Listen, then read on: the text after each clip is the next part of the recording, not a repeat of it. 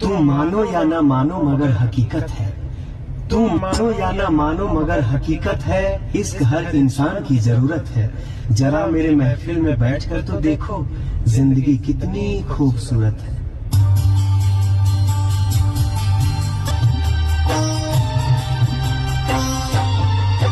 कैसे हो जाला प्यार, अखियां के लड़ते लड़ते हो।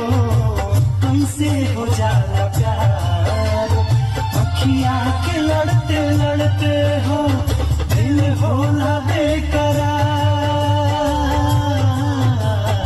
अखियां के लड़ते लड़ते हो। कैसे हो जाला प्यार।